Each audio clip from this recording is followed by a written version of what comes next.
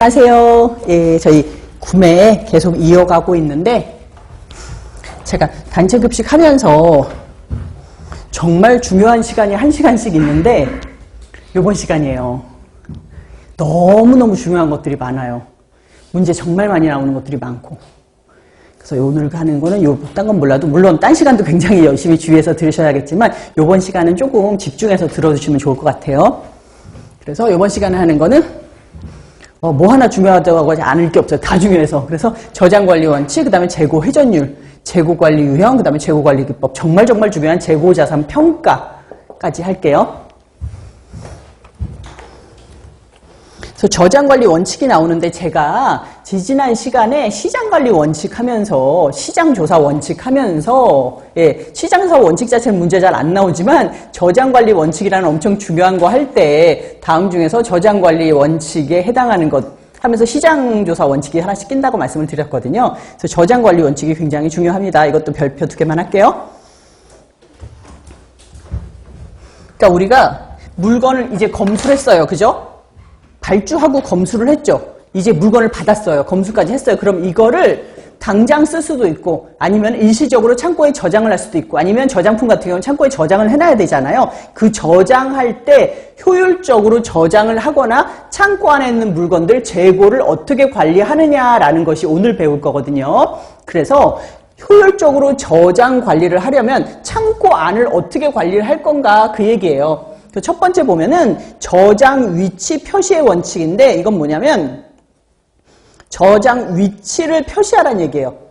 그러니까 요즘 들어가 보면은 보통 창고에 들어가면은 우리가 저장 공간이 급식에서 쓰는 저장 공간이 크게 3개, 어쩌면 4개로 나뉘는데 하나는 뭐냐면 우리가 실온이나 상온으로 둘 수 있는 그냥 일반적인 창고가 있고요. 하나는 냉장 창고, 하나는 냉동 창고예요. 그리고 통로까지 쓰기도 해요, 가끔은. 그리고 통로까지 쓰면은 공간이 4개고 통로 안 쓰면은 3개고 이렇게 볼 수 있는데 보통은 어디를 들어가든지 간에 선반이 설치가 돼 있어요. 왜냐하면 우리가 바닥에 쌓아놓을 수는 없으니까 다 먹는 거니까. 그래서 우리가 일반적인 상온 창고에 들어가도 이렇게 선반이 표시가 돼 있는데 요즘은 일일이 다 써놨어요. 여기 뭐 밀가루, 소금, 카레가루 이게 뭐냐면 저장 위치를 표시하라는 거예요.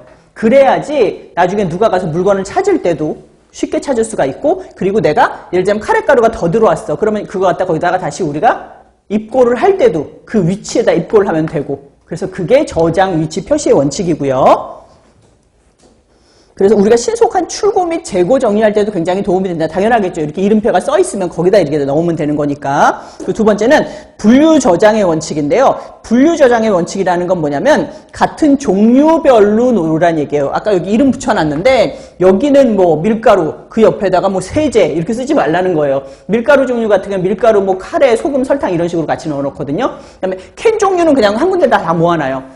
이런 식으로 우리가 분류 저장의 원칙을 쓰라는 거예요. 종류별, 규격별로 분류 저장을 하라는 거예요. 특히 식품 창고에는 세제류나 살충제를 같이 섞지 않는다. 세제류나 살충제 이런 게 밀가루랑 약간 비슷해요. 그러다 보니까 헷갈리면 진짜 큰 사고 날 수 있어서 이거는 반드시 혹시라도 창고가 너무 좁을 경우에는 완전히 따로 분류를 해놓으라는 얘기입니다. 그리고 세 번째 품질 보존의 원칙인데 이거는 최적 저장 조건 상태에서 저장을 하라는 거고 냉동은 당연히 냉동을 하고 냉장은 냉장을 하고 그 다음에 환기 같은 거 잘 통하게 그래서 품질 보존을 잘 하기 위한 저장을 하라는 거고 그리고 네 번째 정말 중요한 파이포 나왔죠. 선입선출의 원칙인데 먼저 입고한 물품을 먼저 출고하여 적정 저장 기간 내에 소비하도록 왜냐하면 먼저 들어온 게 소비기한이 더 빨리 오잖아요. 그러다 보니까 먼저 들어온 거 먼저 써라라고 해요. 선입, 선출이거든요. 이거 제가 몇 번씩 알려드릴 건데 앞으로 선입, 선출을 얘기하는 단어는 설명하는 단어는 좀 다른 게 많아요. 예를 들자면은 먼저 들어온 물품을 먼저 사용하는 것을 무슨 방법이라고 하느냐 선입, 선출이잖아요. 나중에 들어온 물건이 재고에 남아있는 거를 뭐라 그래요? 선입선출이에요.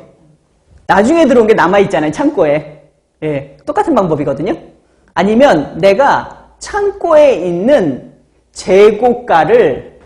재고가가 창고에 있는 가격이거든요. 재고가를 높이기 위한 방법은 뭐예요? 창고에 있는 가격을 높이기 위한 방법은 선입선출이에요. 왜냐하면 금액은 계속 올라가요. 웬만하면. 그러니까 나중에 들어온 게 비싸다고 우리는 생각을 해요. 그렇기 때문에 나중에 들어온 게 남아있으려면은 비싼 게 남아있어야 되는 거죠. 그것도 선입선출이에요. 요거 헷갈리지 않게 제가 나올 때마다 항상 설명해 드릴게요.